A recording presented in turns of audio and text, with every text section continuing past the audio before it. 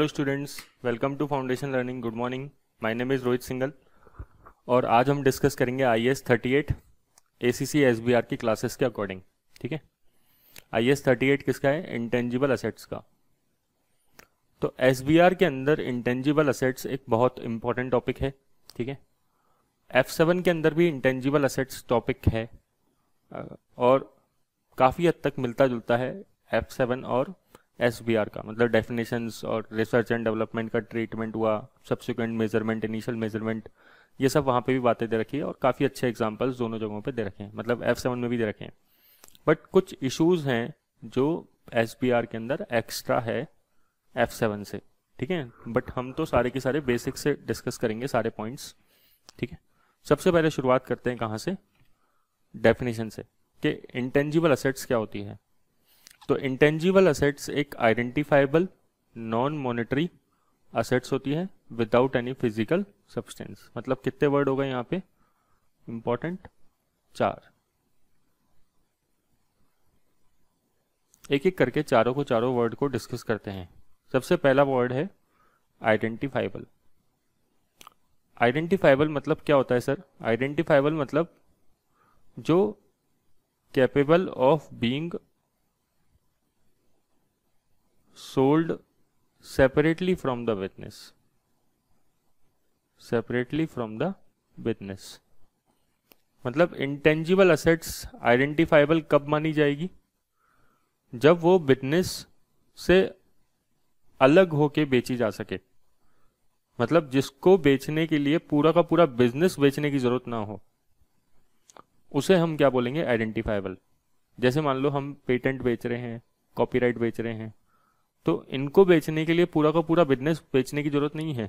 कोई भी कंपनी अपना पेटेंट बेचती है, कॉपीराइट बेचती है, तो वो एक इंडिविजुअल आइटम की तरह बिक जाता है। ऐसा नहीं कि पूरा का पूरा बिजनेस सेल होगा तो ही वो चीज बिकेगी। अब इसमें इशू क्या आता है? गुडविल का सबसे मेन।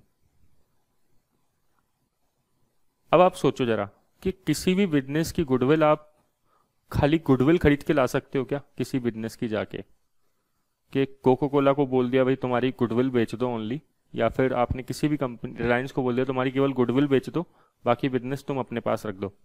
नहीं, किसी भी बिजनेस की गुडविल कब आती है आपके पास? जब पूरा का पूरा बिजनेस एक्वायर्ड करते हो। ठीक है ना, बिजनेस एक्विजिशन जब अपन करते हैं तभी अपन उसकी गुडविल खरीद सकते हैं। और आपने तो पढ़ा भी है कि हम जो एक्स्ट्रा पेमेंट देते हैं बिजनेस एक्वायर्ड करते समय, तो वही गुडविल होती है। ठीक है, तो गुडविल क्या आइडेंटिफाइबल है या नहीं है?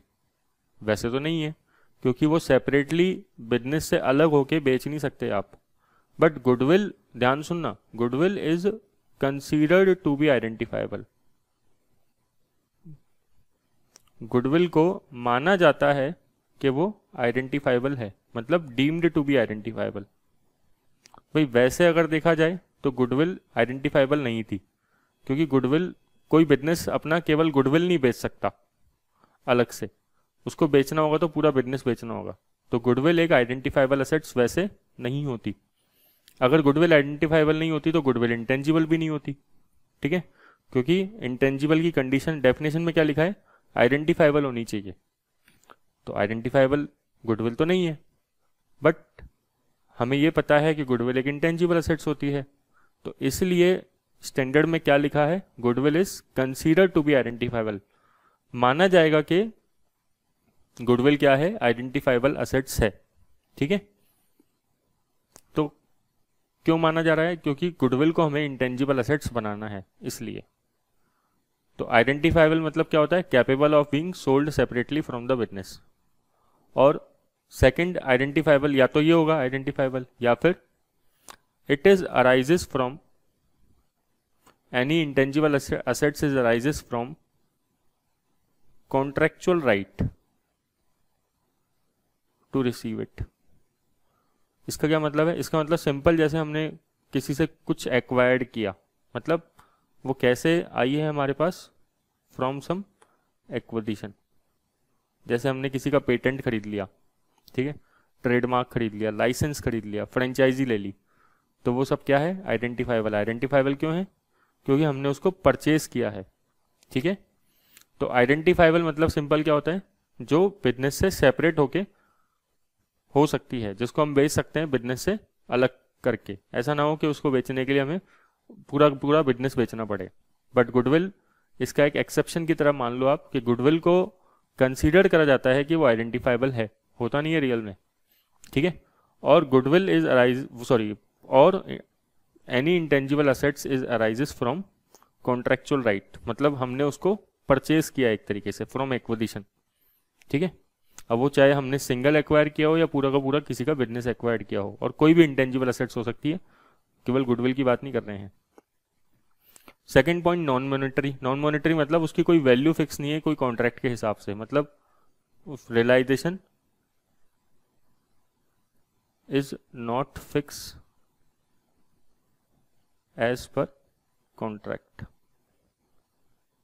ऐसा नहीं है कि उसकी कोई वैल्यू फिक्स है कि इतने में ही बिकेगा। अब जैसे डेटर्स होते हैं, डेटर 1 लाख के हैं तो उसकी एक वैल्यू फिक्स है कि 1 लाख मिलेंगे, ठीक है।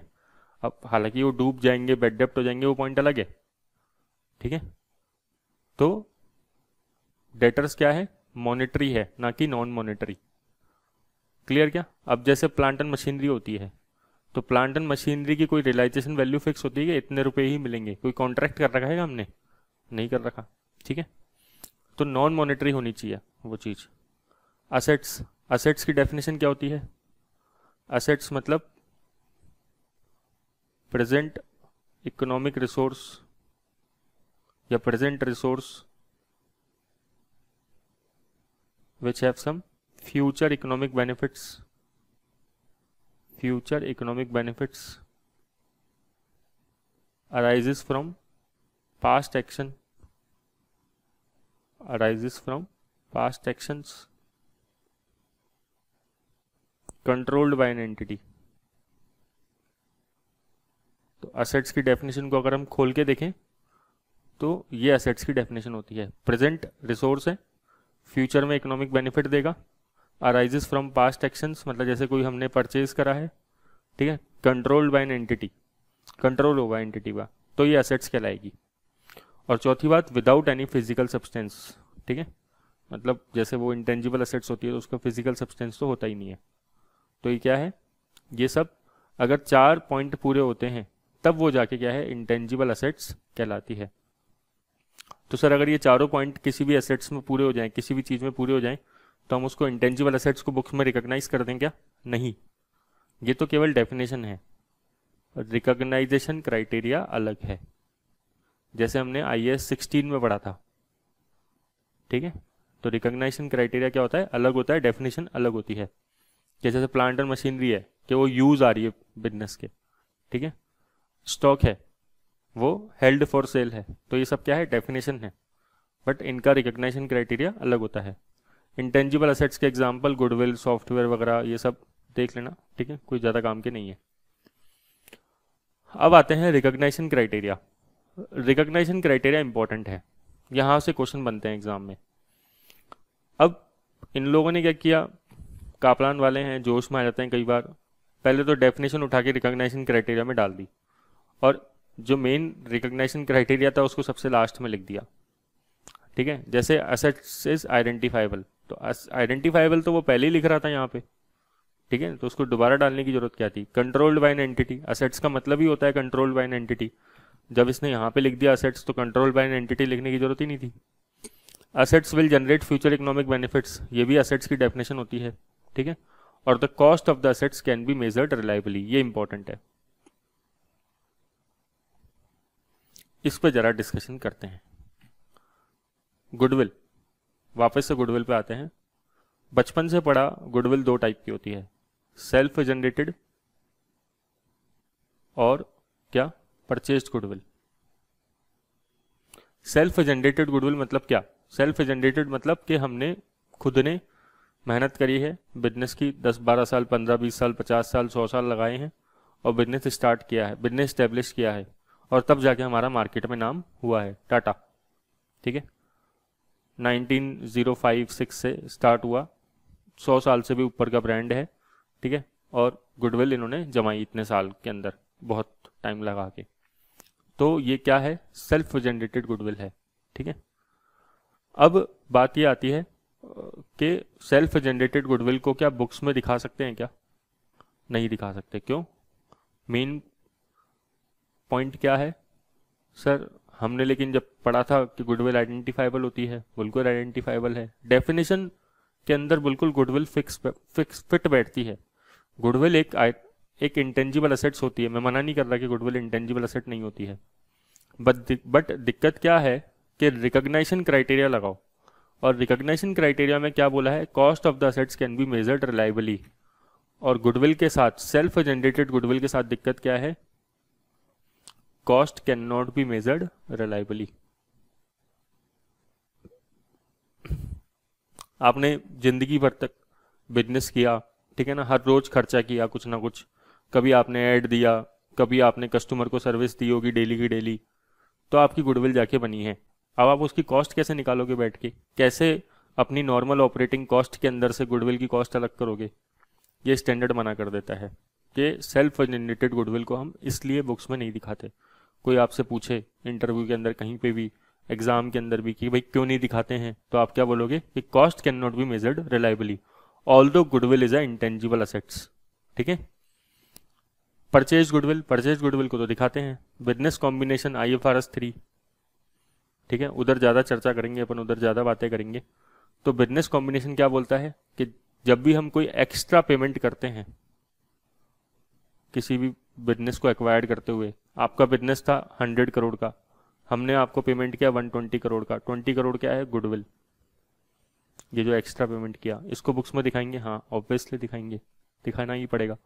तो purchase goodwill, cost sir, cost हो गई ना रिलायबली मेजर्ड, आपने पे करी है, यू हैव पेड कॉस्ट, आपने बिजनेस के अंदर पे करी है कॉस्ट। फेसबुक ने इंस्टाग्राम को एक्वायर्ड किया,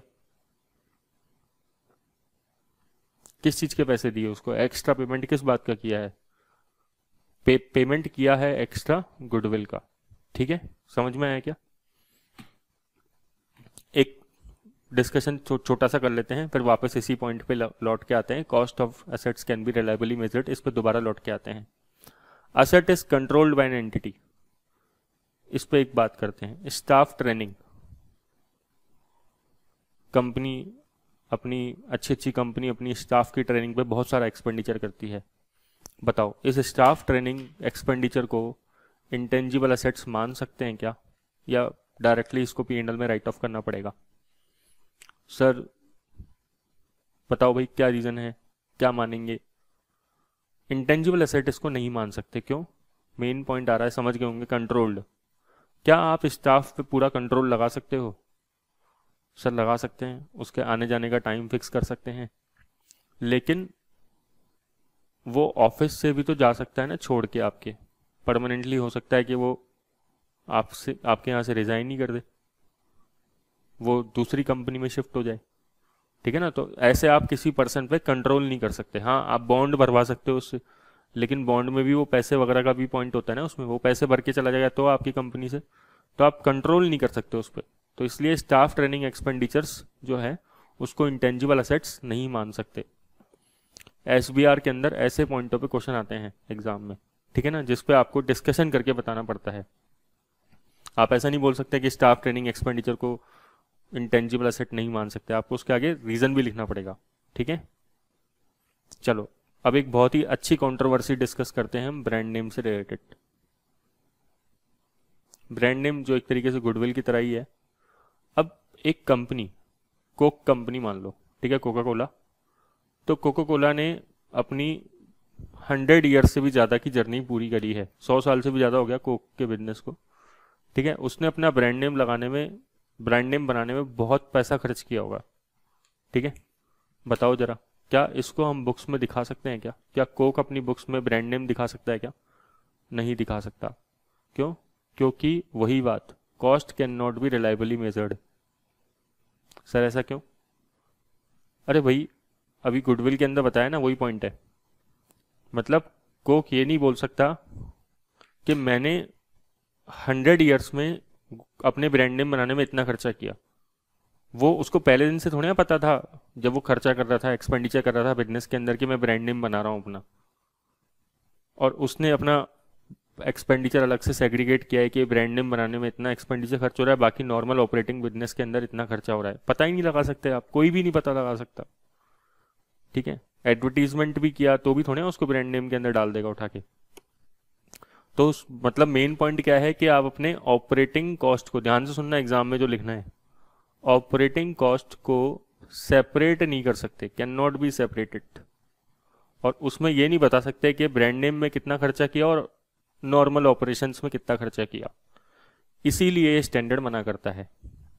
अब छोटी सी कंट्रोवर्सी सुन लो, कंट्रोवर्सी तो नहीं है खैर ज़्यादा, बट एग्जाम में पूछे जाने वाला टेस्टेड पॉइंट है ना, टेस्ट मतलब टेस्ट करने वाला पॉइंट है।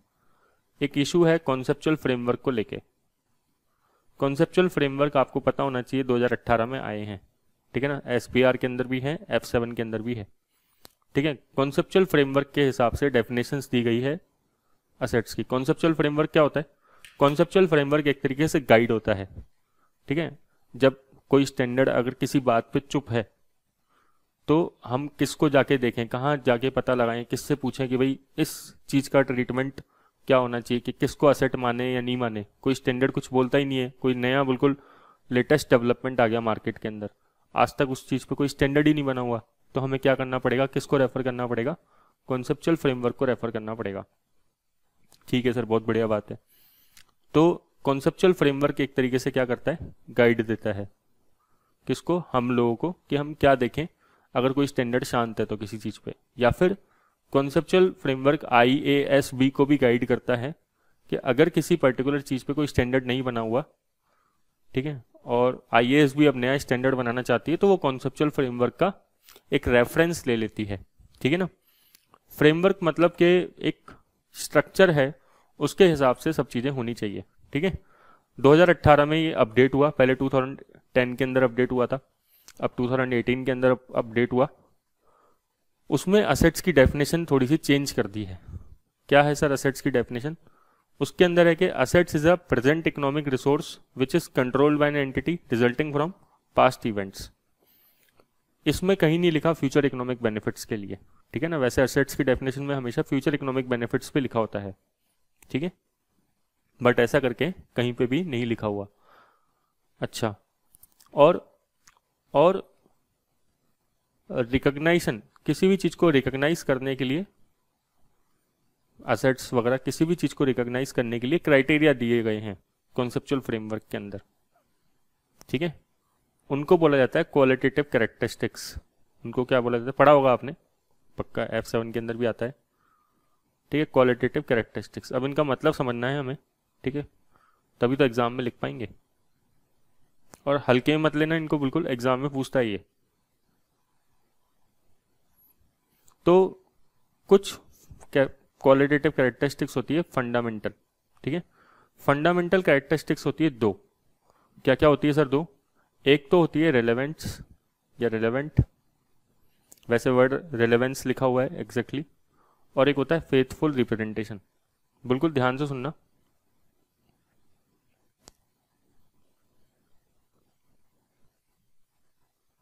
ठीक है, तो बोलते हैं कि कोई भी असेट्स है, तो ये तो असेट्स की डेफिनेशन है, और क्वालिटेटिव कैरेक्टरिस्टिक्स क्या है उसकी, रेलेवेंट एंड फेथफुल रिप्रेजेंटेशन। मतलब अगर कोई भी असेट्स वो रेलेवेंट और फेथफुल रिप्रेजेंटेशन दे रही है, प्रेजेंट कर रही है, ये फंडामेंटल क्वालिटेटिव कैरेक्टरिस्टिक्स है, तो उसको हमें बुक्स में दिखाना चाहिए।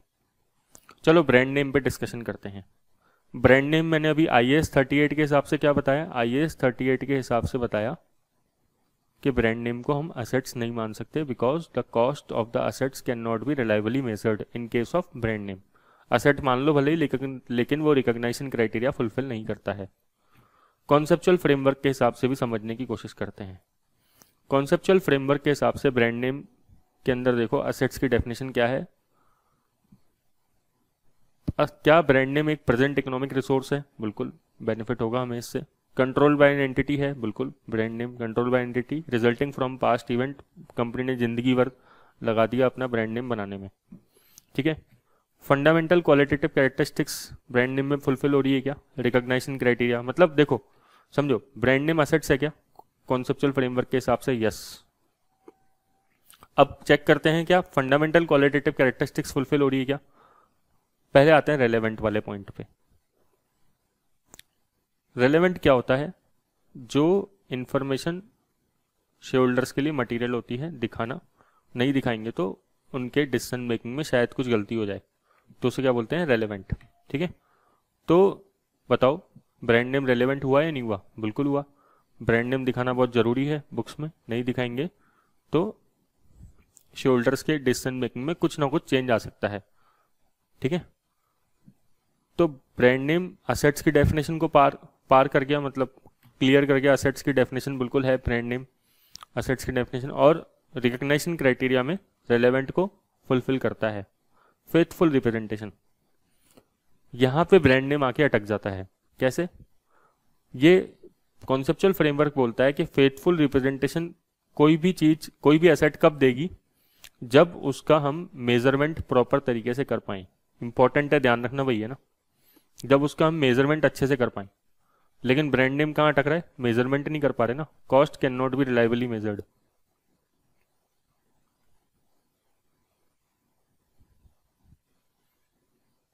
ठीक है, ब्रांड नेम में क्या है, cost can not be reliably measured, तो यही तो IAS 18 वो IAS 38 बोल रहा है, और यही कॉन्सेप्चुअल फ्रेमवर्क बोल रहा है। लेकिन कॉन्सेप्चुअल फ्रेमवर्क कहाँ पे जाके अटका रहा है, फेथफुल रिप्रेजेंटेशन में।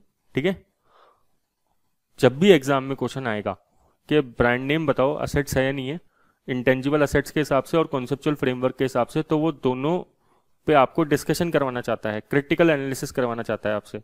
तो आप पहले पूरी बातें समझाओगे किसकी, IAS 38 की, कि ब्रांड नेम क्या है, इंटेंजिबल असेट्स है, बट वो cost it can not be reliably measured, तो रिकॉग्निशन क्राइटेरिया फुलफिल नहीं कर रहा है। ठीक है, क्योंकि हम उसको नॉर्मल ऑपरेटिंग जो एक्सपेंडिचर होता है और ब्रांड नेम का जो एक्सपेंडिचर है उनको अलग नहीं कर सकते, कोई भी नहीं कर सकता। फिर आप बताओगे कॉन्सेप्चुअल फ्रेमवर्क के हिसाब से ब्रांड नेम असेट्स की डेफिनेशन में क्वालिफाई करता है, बट जब फंडामेंटल क्वालिटेटिव कैरेक्टरिस्टिक्स देखते हैं उसमें रेलेवेंट भी है, क्योंकि ये इन्फॉर्मेशन यूजफुल है शेयर होल्डर्स के लिए, बट फेथफुल रिप्रेजेंटेशन में it is not measurable.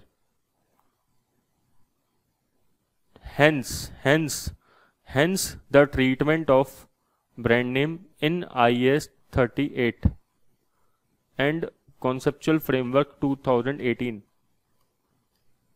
is consistent, मतलब दोनों का ट्रीटमेंट एक जैसा है। वो आपसे डिस्कशन कराना चाहता है। ठीक है ना, और ये देखो ये पूछा भी हुआ है एग्जाम में, मैंने ये कापलान का एग्जाम किट का डायरेक्ट एक क्वेश्चन का सॉल्यूशन उतार के यहाँ पे डाल दिया।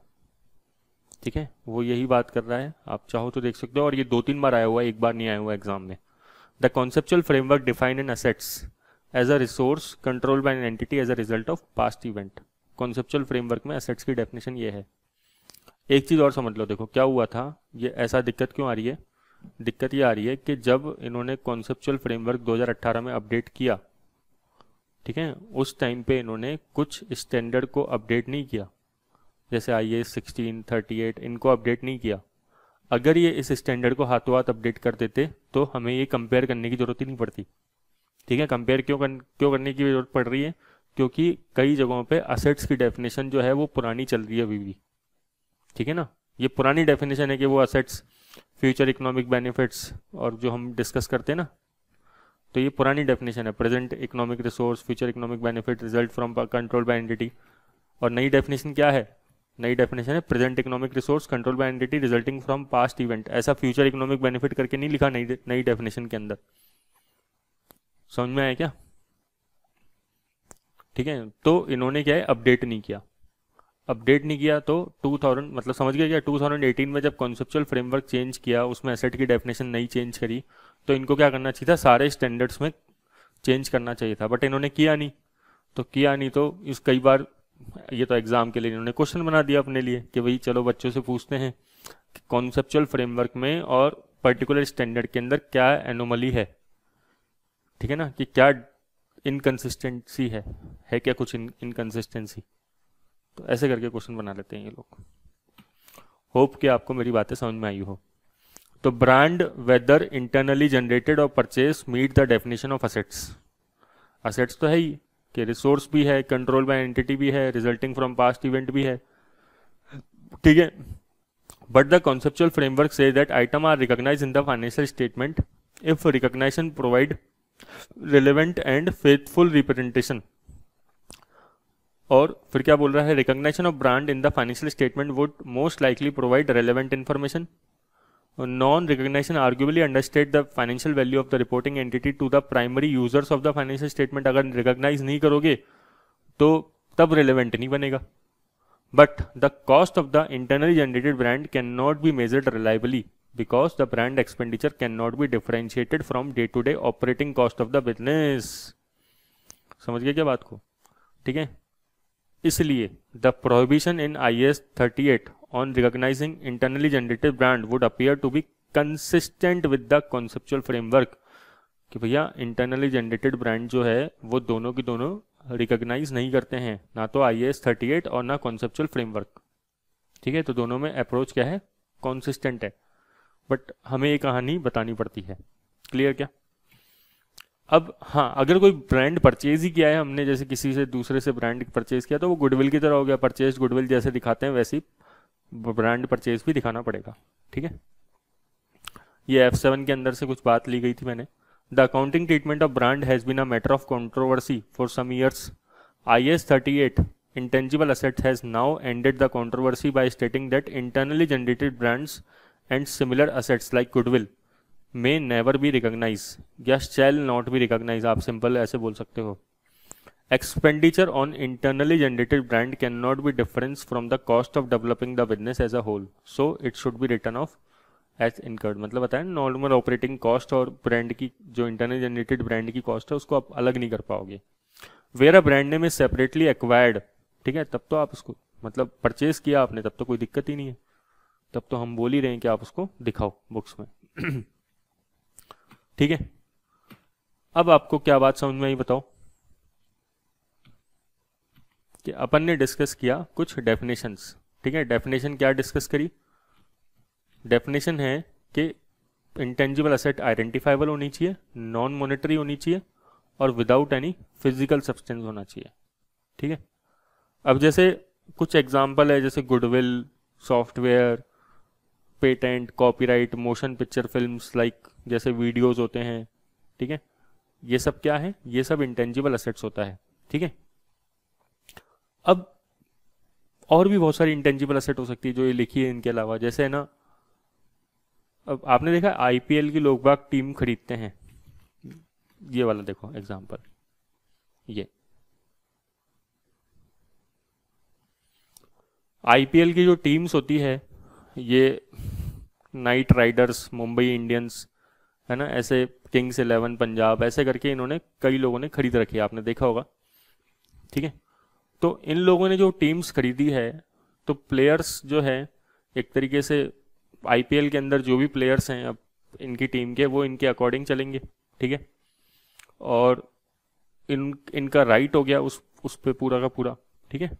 तो IPL की टीम्स परचेज करना, इन्होंने इनकी जो कंपनीज होगी जिन्होंने इन IPL की टीम्स को परचेज किया है, ठीक है, वो IPL का राइट भी एक तरीके से क्या है, इंटेंजिबल असेट होता है, ठीक है, क्योंकि वो एक राइट है, राइट हमने उसको बाय करा है। क्लियर हुआ क्या आपको। तो क्या ऐसे एग्जाम में क्वेश्चन आ सकता है क्या, बिल्कुल आ सकता है कि एक कंपनी ने कुछ प्लेयर्स की टीम्स हैं उनको परचेज कर लिया है, ठीक है, या 3-4 साल का कॉन्ट्रैक्ट कर लिया है। इसमें परचेज मतलब 3 to 4 ईयर 5 ईयर्स के लिए कॉन्ट्रैक्ट होता है एक, ठीक है, और वो कॉन्ट्रैक्ट धीरे धीरे रिन्यू भी होता है, तो ये इंटेंजिबल असेट्स है।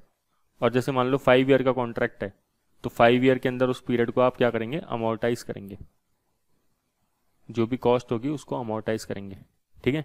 और अगर मान लो 5 ईयर का कॉन्ट्रैक्ट है, उसके बाद दोबारा कॉन्ट्रैक्ट रिन्यू होता है, तो वो फिर वो दोबारा कॉस्ट क्या होगी, कैपिटलाइज होगी, ठीक है। बीच बीच में इम्पेयरमेंट भी करना पड़ सकता है, जैसे मान लो कि प्लेयर्स की इंजरी हो गई है ना, ठीक है, तो वो इम्पेयरमेंट भी करना पड़ सकता है। तो ऐसे क्वेश्चन भी एग्जाम में क्या कर सकता है, आपसे पूछ सकता है, तो ऐसे इश्यूज को भी याद रखना। बिटकॉइन, क्रिप्टो करेंसी, आपको सबको पता है इसके बारे में, ठीक है, मीनिंग डिस्कस नहीं करेंगे, बट जो इशू है वो डिस्कस करेंगे। जो क्रिप्टो करेंसी है, जैसे बिटकॉइन है, आपको पता है डिजिटल करेंसी होता है। तो क्या करेंसी को cash and cash equivalent, crypto currency को कैश एंड कैश इक्विवेलेंट मान सकते हैं क्या? क्या ये कैश के बराबर है क्या? नहीं है, क्योंकि अभी तक इसके ऊपर सेंट्रल बैंक्स का कंट्रोल नहीं हुआ है। ठीक है ना, बहुत सारे, ऐसा नहीं है कि भाई गवर्नमेंट ऑथराइज्ड है, ये गवर्नमेंट बैकअप्ड है, ऐसा नहीं है। तो ये कैश इक्विवेलेंट नहीं है। ठीक है, तो ये फाइनेंशियल असेट्स जो होती है, फाइनेंशियल असेट्स जो IFRS 9 के अंदर हम पढ़ते हैं डेफिनेशन के अंदर, क्या उसके अंदर आ सकता है कि नहीं आ सकता? ठीक है, और इसकी कोई कॉन्ट्रेक्चुअल वैल्यू भी फिक्स नहीं है, वैल्यू इसकी अप एंड डाउन होती रहती है, आपको पता है। ठीक है, तो ये कैश एंड कैश इक्विवेलेंट तो नहीं आ सकता। ठीक है, समझ में आया क्या? आप फाइनेंशियल एसेट्स की डेफिनेशन पढ़ो, उसके हिसाब से ये क्वालिफाई उसमें नहीं करता है। ठीक है, कि ऐसा नहीं है कि आपको कोई गवर्नमेंट जो जितना प्रिंटेड है उतना पैसा देने के लिए लाइबल है। जैसे अपने 100 रुपीज़ के नोट होते हैं, तो 100 रुपीज़ RBI के गवर्नर साइन करते हैं, तो वो पैसे देने के लिए लाइबल हैं आपको, बट इसमें ऐसा नहीं है। तो ये कोई भी कैश एंड कैश इक्विवेलेंट नहीं होता, फाइनेंशियल असेट्स भी नहीं है इवन, कुछ भी। ठीक है, तो अब इसको क्या माना जाएगा? अब ये क्या है, इंटेंजिबल असेट्स के इक्वल है। कैसे? आइडेंटिफाइबल है क्या? बिल्कुल, कोई भी पर्सन इसको बेच सकता है, इसको बेचने के लिए पूरा बिजनेस बेचने की जरूरत नहीं है। ठीक है, नॉन मॉनेटरी है क्या? हाँ, वैल्यू इसकी अप एंड डाउन होती रहती है, कोई वैल्यू फिक्स नहीं है। आज बिटकॉइन आपने मान लो 20 लाख का खरीदा, तो अब ऐसा नहीं है कि तीन महीने बाद 20 लाख में बिक जाएगा दोबारा। डेटर की तरह तो है नहीं कि जितने में आपने उधार दिया उतना वैल्यू आप वापस से रिकवर कर लोगे। तो नॉन मॉनेटरी है ये। ठीक है, और असेट तो है ही, आपने खरीदा है, पास्ट एक्शन से राइज हुआ है, फ्यूचर में बेनिफिट बिल्कुल देगा आपको कुछ ना कुछ। ठीक है, आप इससे कुछ खरीद सकते हो कहीं पे, कुछ पर्टिकुलर वेबसाइट पर जाके कहीं पे ही काम आता है। तो ये है, रिकॉग्निशन क्राइटेरिया फुलफिल कर रहा है क्या? Yes. Cost can be reliably measured. भाई आपने अगर बिटकॉइन परचेज किया है, ठीक है, तो इसकी कॉस्ट आप मेजर कर सकते हो। और ये क्या है, इसका कोई सब्सटेंस भी नहीं है, विदाउट एनी फिजिकल सब्सटेंस। तो ये सबसे क्लोजली किसके क्लोज माना जाता है? इंटेंजिबल असेट्स के क्लोज माना जाता है बिटकॉइन। ठीक है, या क्रिप्टो करेंसी। याद रखना है क्या सर ये पॉइंट? हाँ बिल्कुल, आपको याद रखना है, एग्जाम में पूछा जाने वाला टॉपिक है। और अभी डिस्कस करेंगे कि इसकी अकाउंटिंग कैसे करेंगे, इसमें क्या क्या इश्यूज आते हैं। ठीक है, तो बिटकॉइन पे हम दोबारा लौट के आएंगे। अब आते हैं कि इंटेंजिबल असेट्स के स्टैंडर्ड को वापस पढ़ाते हैं आगे, कि इंटेंजिबल असेट्स की डेफिनेशन देखने के बाद इंटेंजिबल असेट्स को कैसे बुक्स में रिकॉग्नाइज करते हैं। तो देखो, वही जैसे प्रॉपर्टी प्लांट एंड इक्विपमेंट में किया, वैसा ही बिल्कुल सेम टू सेम यहाँ पे है। एक तो आएगा इनिशियल मेजरमेंट, और एक क्या आएगा, सब्सिक्वेंट मेजरमेंट। ये बिल्कुल सिंपल बात है, इसमें कुछ भी नई बात नहीं है। एक आध पॉइंट डिस्कशन के आएंगे तो वो डिस्कस करेंगे अपन। इनिशियल मेजरमेंट हमेशा जब भी आप एक्वायर्ड करेंगे बिटकॉइन को, वो सॉरी बिटकॉइन इंटेंजिबल असेट्स को किस पे एक्वायर करेंगे? कॉस्ट पे। ठीक है, हमेशा इसको रिकॉर्ड किस पे करेंगे? कॉस्ट पे रिकॉर्ड करेंगे, एट कॉस्ट। ठीक है, तो आपने जितने में इंटेंजिबल असेट्स परचेज करी उसको किस पे रिकॉर्ड करेंगे आप? कॉस्ट पे। सब्सिक्वेंट मेजरमेंट डिपेंड करेगा कि आप क्या करना चाहते हैं। वही प्रॉपर्टी प्लांट एंड इक्विपमेंट की तरह, IAS 16 की तरह मान लो आप, जैसे कॉस्ट पे भी कर सकते हो और फेयर वैल्यू या रिवैल्यूएशन पे भी कर सकते हो। ठीक है, कॉस्ट पे करना है तो कॉस्ट पे कर लो। अच्छा, कॉस्ट में करने का मतलब क्या होता है? कॉस्ट माइनस कैसे? डेप्रिसिएशन को यहाँ पे क्या बोलते हैं? अमोर्टाइजेशन। और क्या लेस करेंगे? Impairment loss. इधर भी वही cost minus amortisation minus impairment loss. Revaluation model में क्या करेंगे, फेयर वैल्यू आ जाएगी minus amortisation minus impairment loss. लेकिन यहाँ पे रिवैल्यूएशन करने में एक पॉइंट है जो अपन को ध्यान रखना है। भाई रिवैल्यूएशन मतलब क्या होता है, फेयर वैल्यू, ठीक है। तो यहाँ पे इंटेंजिबल असेट्स की जो फेयर वैल्यू है ना, ये स्टैंडर्ड बोलता है इतना आसान नहीं होता निकालना। ये बोलता है स्टैंडर्ड, हमारा स्टैंडर्ड क्या बोलता है, तभी आप फेयर वैल्यू पे मेजर करो, मतलब इस प्राइस पे मेजर करो जब उस इंटेंजिबल पर्टिकुलर इंटेंजिबल असेट का क्या हो, एक्टिव मार्केट एग्जिस्ट करता हो, ठीक है। सर एक्टिव मार्केट क्या होता है, एक्टिव मार्केट मतलब ऐसा मार्केट जहां पे जो आपके पास इंटेंजिबल, ध्यान सुनना, जो आपके पास इंटेंजिबल असेट आप जो रिवैल्यू करना चाहते हो उसका एक एक्टिव मार्केट है, वहां पे बहुत सारे सेम वैसे ही इंटेंजिबल असेट सेल होते हैं। तो क्या वर्ड यूज करते हैं, होमोजीनियस इंटेंजिबल असेट्स। जो आप रिवैल्यू करना चाहते हो वैसे बहुत सारे इंटेंजिबल असेट्स सेल होते हैं जहां पे बहुत सारे बायर्स एंड सेलर्स हैं, ठीक है। और प्राइस जो है वो पब्लिकली सबको पता है ना, समझ गए। तो ही आप क्या करोगे, इंटेंजिबल असेट्स को रिवैल्यूएशन मॉडल पे डालोगे। फिर ये स्टैंडर्ड बोलता है कि नॉर्मली इंटेंजिबल असेट्स की एक्टिव मार्केट एग्जिस्ट नहीं करती है, जैसे पेटेंट होता है, कॉपीराइट होता है, क्योंकि ये बहुत यूनिक होता है। अब जैसे मान लो आपके पास आपका प्रोडक्ट का पेटेंट है, तो अब ऐसे थोड़ी है कि आपके प्रोडक्ट का पेटेंट एक एक्टिव मार्केट में बिक रहा है रेगुलर बेसिस पे, बहुत सारे बिल्कुल सेम वही पेटेंट बिक रहे हैं, हो ही नहीं सकता ऐसा, ठीक है। तो इसलिए फिर आप क्या करो, कॉस्ट मॉडल ही फॉलो करो, ठीक है। बट हाँ, अगर ऐसा है कि एक्टिव मार्केट अवेलेबल है तो आप करो उसको। जैसे बिटकॉइन है, अब बिटकॉइन का एक्टिव मार्केट अवेलेबल है क्या, बिल्कुल अवेलेबल है। मैंने कह रहा था ना बिटकॉइन की बात करेंगे अपन बार बार, तो जैसे जैसे पॉइंट आता जाएगा मैं बताते जाऊंगा। तो बिटकॉइन का एक्टिव मार्केट अवेलेबल है क्या, बिल्कुल अवेलेबल है अच्छे से, ठीक है। आप उसको बेच सकते हो, आप उसकी प्राइस देखो गूगल पे डाल के, आपको हैंड टू हैंड दिख जाएगी, पब्लिकली अवेलेबल है प्राइस, बहुत सारे बायर्स है, बहुत सारे सेलर है, एक जैसा बिटकॉइन बिक रहा है, एक जैसी क्रिप्टो करेंसी बिक रही है बहुत सारी, तो इसको आप रिवैल्यू कर सकते हो, ठीक है। रिवैल्यू कब करोगे, ऑब्वियसली जब आपकी जो कॉस्ट है और वो जो रिवैल्यूड प्राइस है उसमें डिफरेंस ज़्यादा है, ठीक है ना। और रिवैल्यूएशन एक बार कर लिया तो फिर बार बार करना पड़ेगा आपको, सेम टू सेम IAS 16 की तरह, ठीक है। आप उसको रिवैल्यूएशन करते रहो बार बार, है ना, हर ईयर के एंड में रिवैल्यू करते रहो। ऐसा ना हो कि आपकी जो बुक्स में कैरिंग वैल्यू आ रही है और जो रिवैल्यूड प्राइस है, फेयर वैल्यू है, उसमें बहुत ज़्यादा अंतर नहीं होना चाहिए फिर, है ना, एक बार अगर आपने रिवैल्यूएशन करना चालू कर दिया तो। क्लियर क्या। तो ये हो गई बात किसकी, इंटेंजिबल असेट्स के इनिशियल मेजरमेंट और सब्सिक्वेंट मेजरमेंट की। सिंपल बात क्या याद रखनी है, सब्सिक्वेंट मेजरमेंट कॉस्ट पे भी हो सकता है और रिवैल्यूएशन प्राइस पे भी हो सकता है, हाँ। लेकिन जब भी रिवैल्यूएशन करोगे तो वही बात के उसका गेन कहाँ, वही OCI में जाएगा, रिवैल्यूएशन रिजर्व में ट्रांसफर करोगे, ठीक है।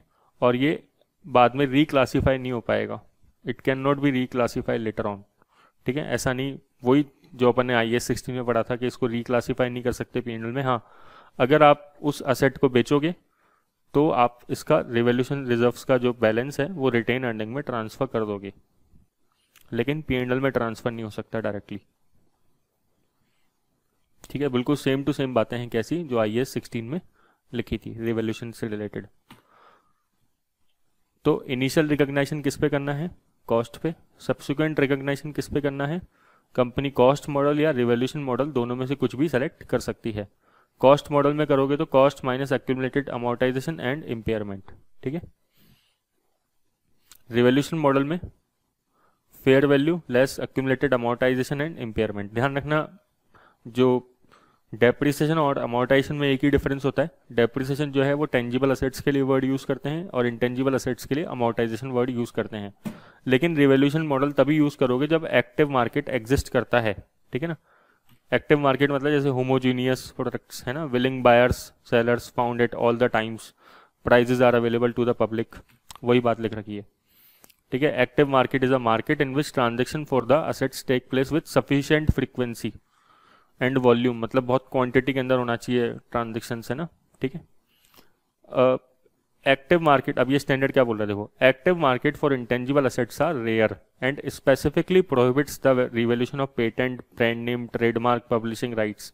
बोलते हैं इनका तो एक्टिव मार्केट होता ही नहीं है।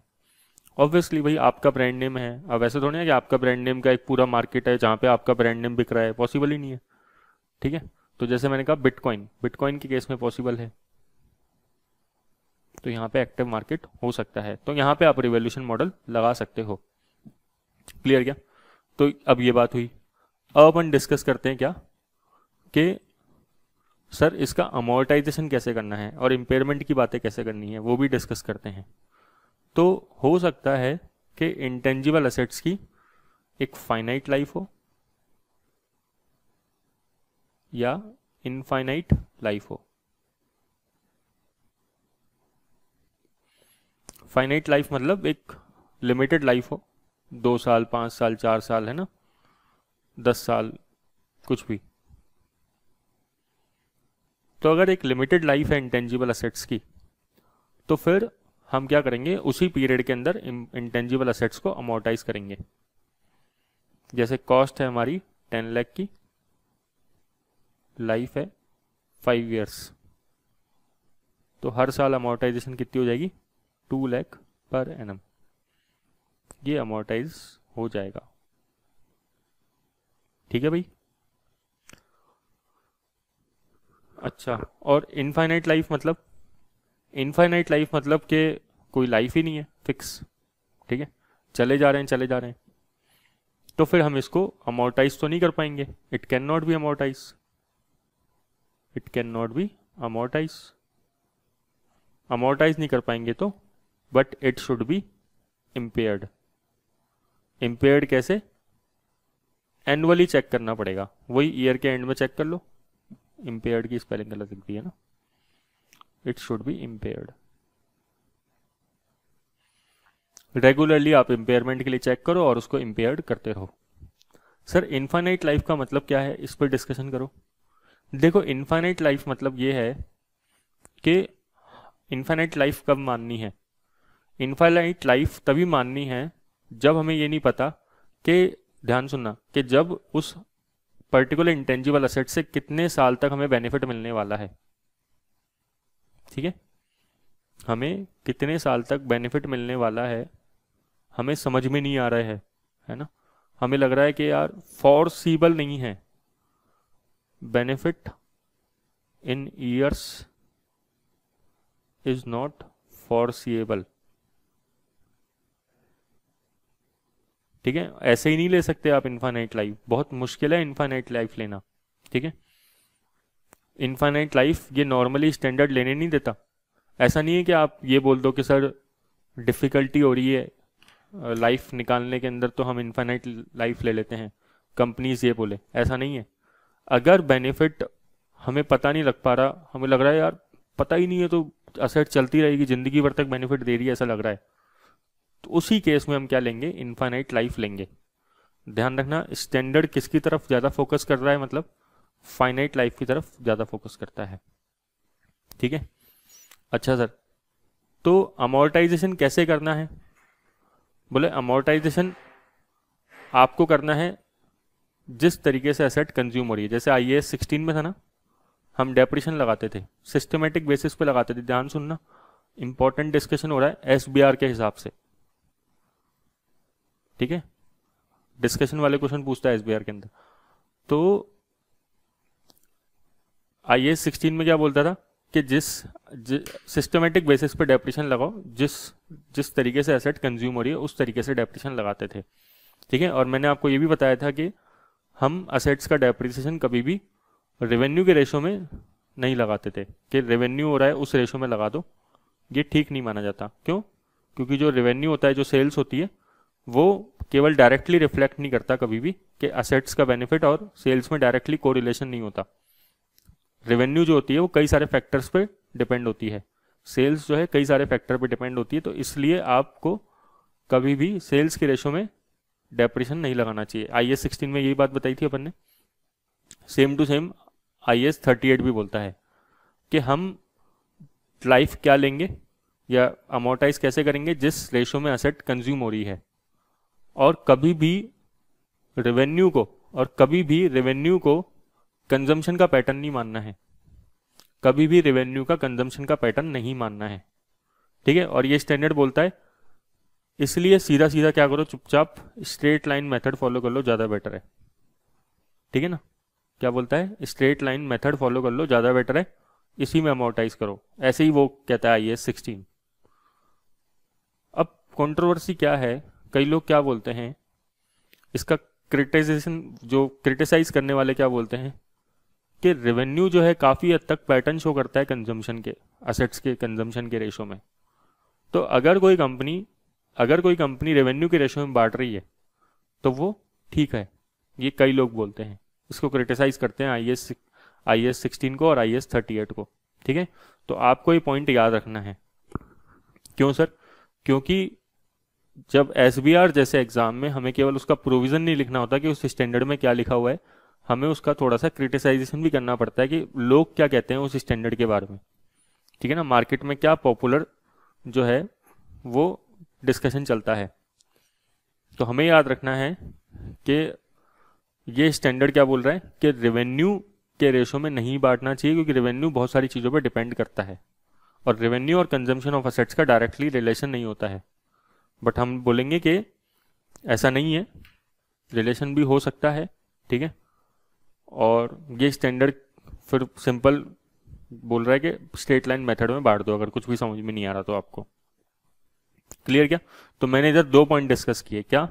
एक तो इनफाइनाइट लाइफ लेने के लिए ये स्टैंडर्ड बहुत मुश्किल से करता है। हाँ, क्या बोल रहा है, इनफाइनाइट लाइफ कब लेनी है? जब बेनिफिट जो है वो फोर्सेबल नहीं है आपको फ्यूचर के अंदर, कितने साल तक बेनिफिट मिलेगा, तब जाके आपको इनफाइनाइट लाइफ लेनी है, ऐसे नहीं लेनी है उठा के। और दूसरा पॉइंट क्या कि अगर फाइनाइट लाइफ लेते भी हो तो आपको जब कंजम्पशन के रेशो में लगाना है अमोर्टाइजेशन, ठीक है, तो आपको रेवेन्यू के रेशो में नहीं डिवाइड करना चाहिए। ज़्यादा बेटर रेशो क्या है? स्ट्रेट लाइन मेथड है। क्लियर क्या? अच्छा, अब सर ये भी हो सकता है जैसे वहाँ पे लाइफ ऑफ असेट चेंज होती है तो यहाँ पे भी तो लाइफ ऑफ असेट चेंज हो सकती है। बिल्कुल चेंज हो सकती है, क्या दिक्कत है? आपने एक पेटेंट खरीदा, ठीक है, 10 लाख का, लाइफ 5 साल थी, ठीक है, और 2-2 लाख के हिसाब से आप अमोर्टाइजेशन करते थे, और 3 साल निकल गए, आपने 6 लाख का अमोर्टाइजेशन कर दिया, ठीक है। तो 10 लाख माइनस 6 लाख, वैल्यू कितनी बची? 4 लाख, और लाइफ कितनी बची? 2 साल।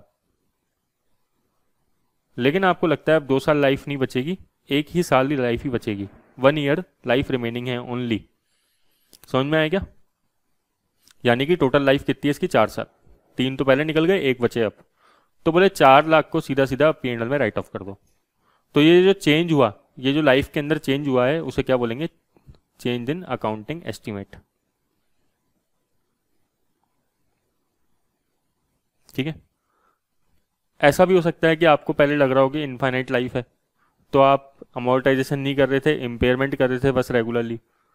ऐसा भी हो सकता है कि आप इनफाइनाइट लाइफ से फाइनाइट लाइफ की तरफ आपको बाद में एहसास होता है कि नहीं यार, लाइफ थोड़ी सी कम है, तो अब क्या करते हैं, फाइनाइट लाइफ वाला यूज़ करते हैं। तो भी ये क्या कहलाएगा? चेंज इन अकाउंटिंग एस्टिमेट कहलाएगा। The entity must assess whether the useful life of intangible asset is finite और इनडेफिनिट, मतलब इनफाइनाइट। अगर वो फाइनाइट लाइफ है तो वो अमोर्टाइज करनी पड़ेगी on systematic basis over that life. Normally the straight line method with a 0 residual value should be used. Amortisation कब स्टार्ट करोगे? जब असेट अवेलेबल फॉर यूज है, रेडी फॉर यूज हो जाएगी तब। अगर असेट की इनडेफिनिट यूजफुल लाइफ है, कब होगी? When there is no foreseeable limit to the period for which asset is expected to generate net cash flow. Important line है भैया, याद रखना है ना, कि हमें नहीं समझ में आ रहा कि असेट हमें कितने साल तक बेनिफिट देगी, तो ही हम इनडेफिनिट लाइफ मानेंगे, ठीक है। उसको फिर अमोर्टाइज नहीं करके हम क्या करेंगे? इसको एनुअल इम्पेयरमेंट रिव्यू करेंगे, ठीक है। The amortization method should reflect the pattern of the benefits and it should be reviewed at least annually, ठीक है। तो ये हर साल हर साल अपन रिव्यू करेंगे कि अमोर्टाइजेशन वो हो रहा है या नहीं हो रहा, जो भी अमोर्टाइजेशन जो है वो सही चल रहा है या नहीं चल रहा, मतलब ये कुल मिला के लाइफ की बात कर रहा है, लाइफ में चेंजेस आ रहा है क्या। अगर change in amortisation method is adjusted prospectively, अगर होता है तो चेंज इन अकाउंटिंग एस्टिमेट मानना है IAS 8 के हिसाब से और प्रोस्पेक्टिवली ट्रीट करना है। इसके ऊपर एक कापलान के अंदर स्टडी एग्जाम किट का एक क्वेश्चन आया हुआ है, ठीक है, 4 मार्क्स का क्वेश्चन है। अभी करते हैं इसको हैंड टू हैंड। तो कैसा लग रहा है आपको स्टैंडर्ड? वैसे अगर आप बात करो कि भाई F7 से अलग है या नहीं है, F7 से चीज़ें डेप्थ में हैं, टॉपिक तो सेम रहेंगे, लेकिन डिस्कशन क्या है थोड़ा डेप्थ में। ऑन 1 दिसंबर 2002, मैं इसको 2002 पढ़ता हूँ, आपको जो पढ़ना है पढ़ लो, कोई दिक्कत नहीं, 2012 भी पढ़ सकते हो, 2022 भी पढ़ सकते हो। On 1 December 2002 Cherry acquired a trademark, Golfo नाम है उसका, for a line of golf clothing for 3 million. तो 30 लाख का इसने क्या किया है, ट्रेडमार्क एक्वायर किया है।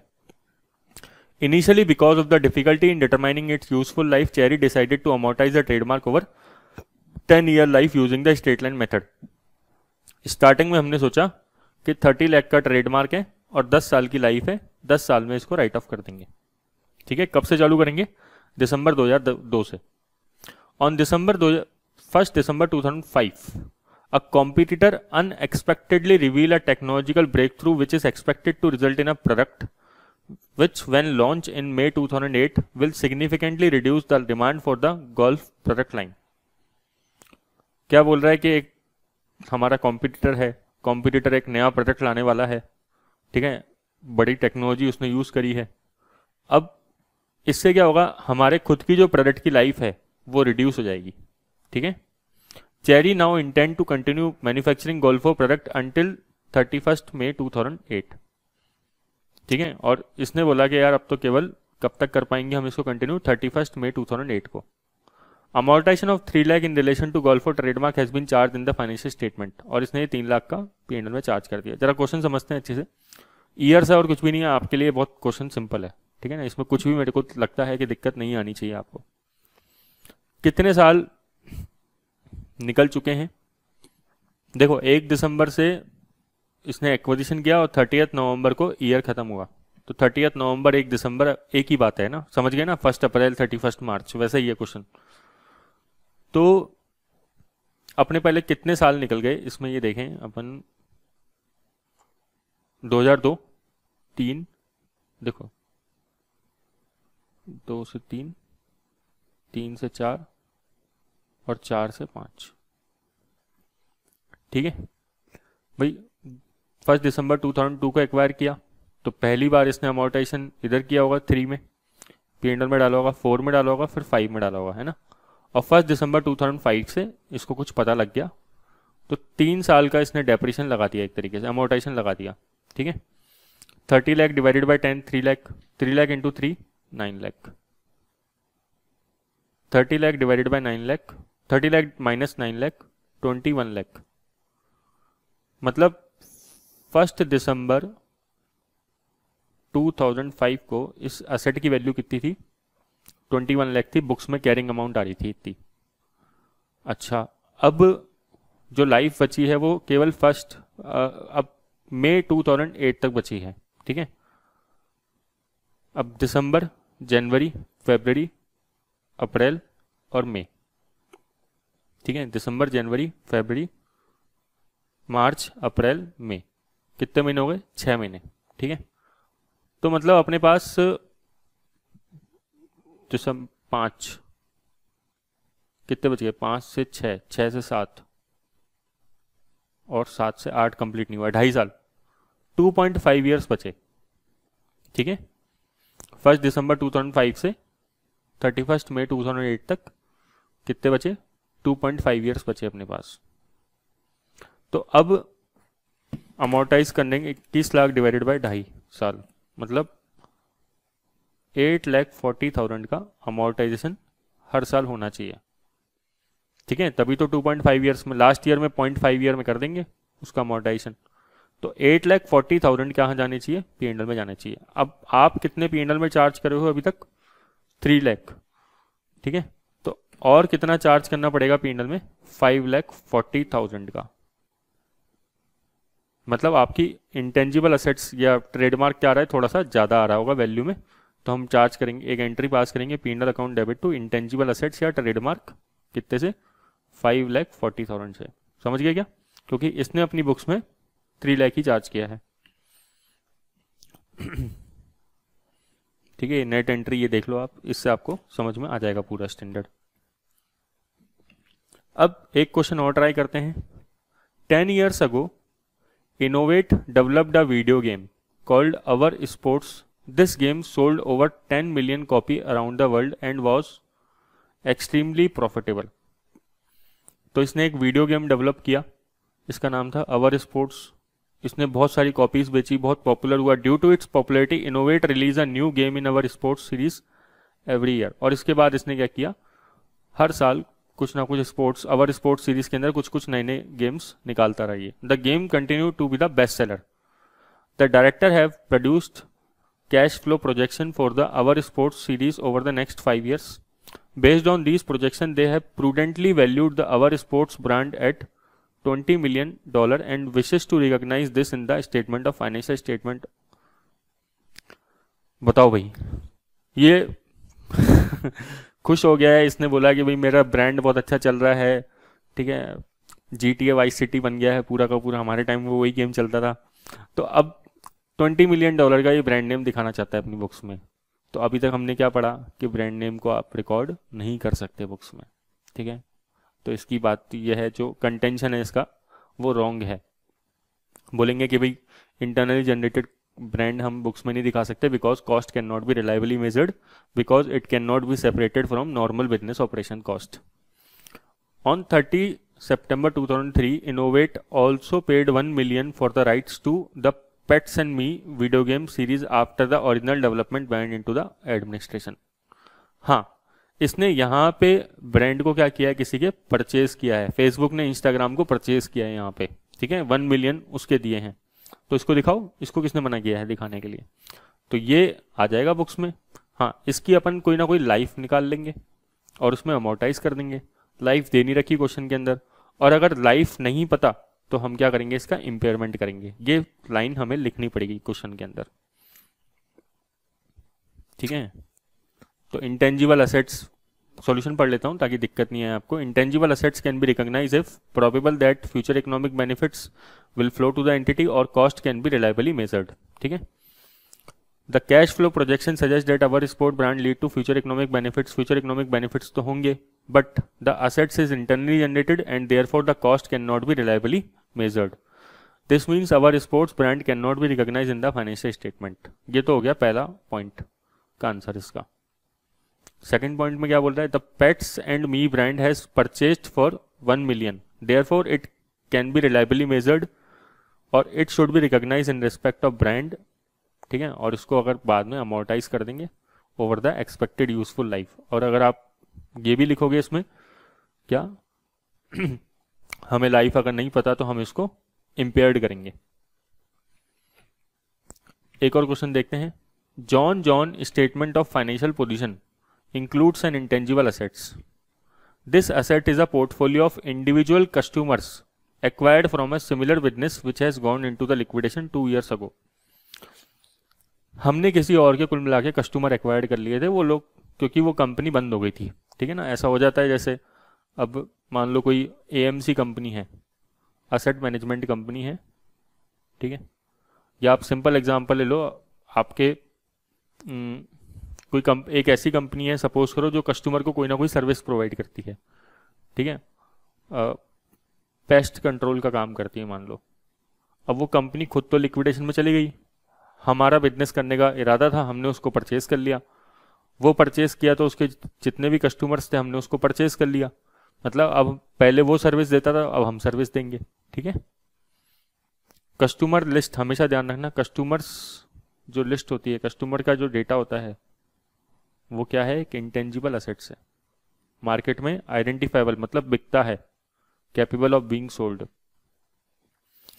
This asset is a portfolio of individual customer acquired from a similar business which has gone into the liquidation 2 years ago.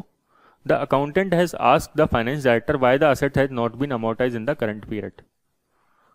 अब क्या हुआ, ये जो जॉन है कंपनी, इसके फाइनेंस डायरेक्टर से अकाउंटेंट ने पूछा भाई इसको अमोर्टाइज क्यों नहीं कर रहे हो आप। The finance director replied that he change the assessment of the useful life of this intangible asset from finite to indefinite.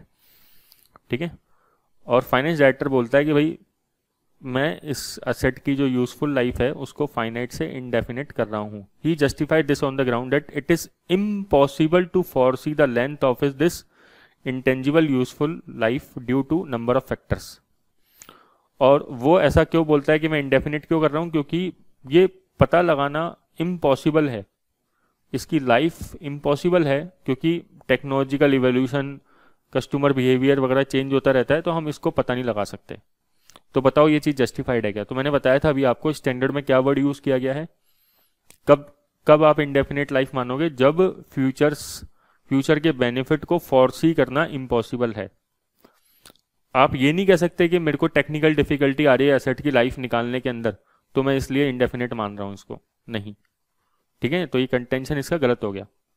तो IAS 30 intangible asset state that intangible asset is a indefinitely useful life only if there is no foreseeable limit to its useful life.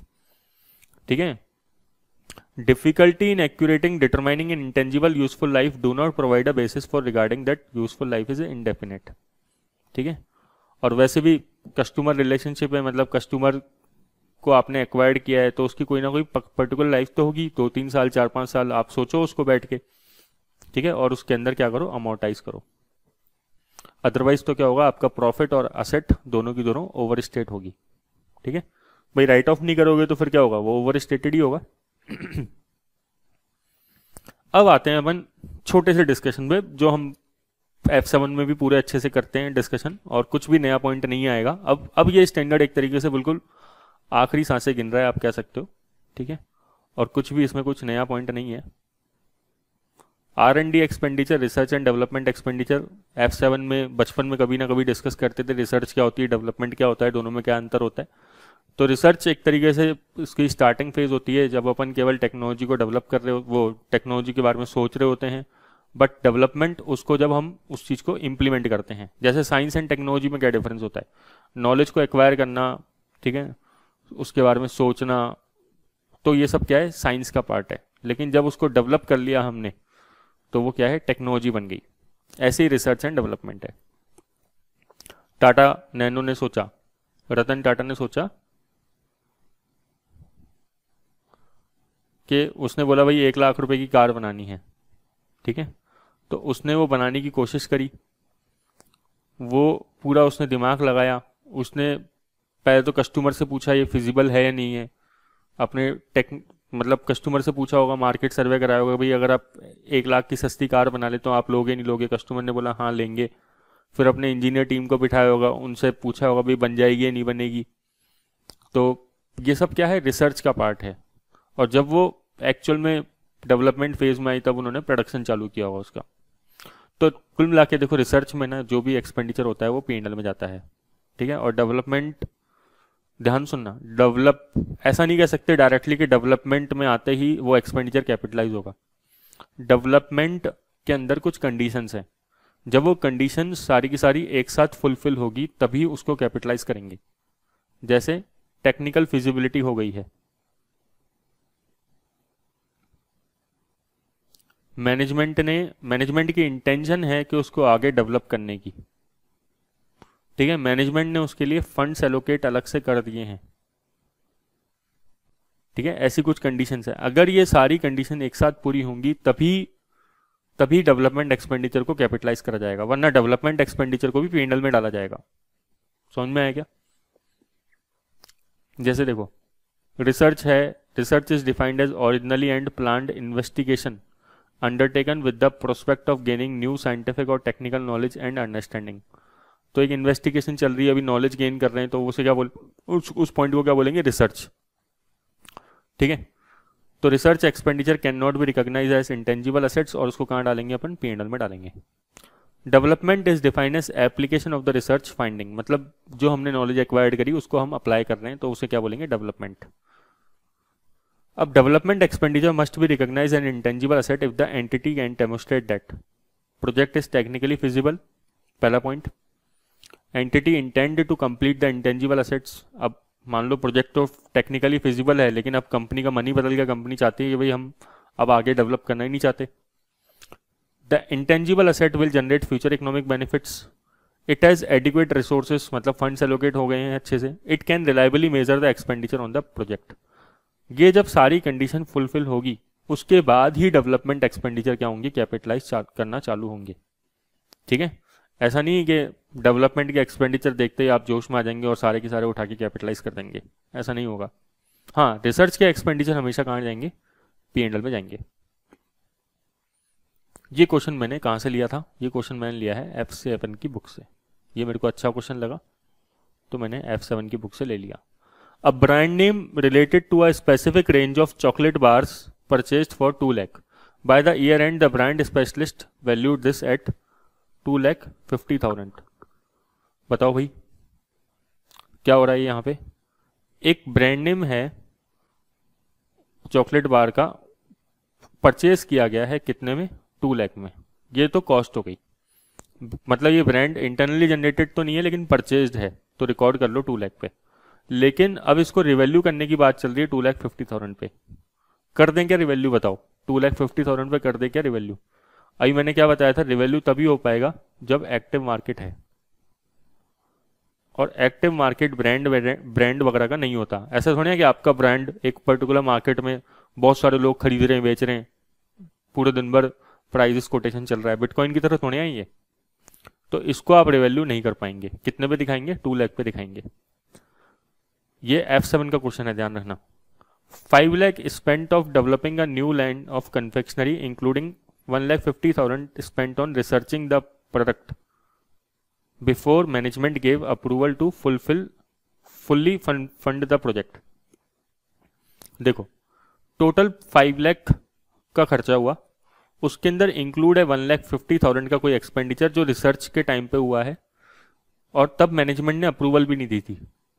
तो ये जो 1,50,000 का expenditure है, ये तो research का expenditure है और मैनेजमेंट ने उस टाइम पे अप्रूवल नहीं दी थी, ये तो कहाँ जाएगा, P&L में जाएगा।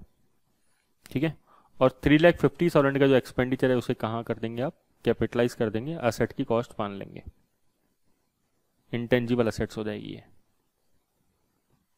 ठीक है, तो ये रिसर्च एंड डेवलपमेंट है। रिसर्च एंड डेवलपमेंट मतलब कि अगर आप सोचो ना तो ये इंटरनली जनरेटेड इंटेंजिबल असेट है एक तरीके से। ये ना मेरी थोड़ी स्पेलिंग गड़बड़ है ना, उसके लिए थोड़ी माफ कर देना मेरे को। Internally generated intangible assets.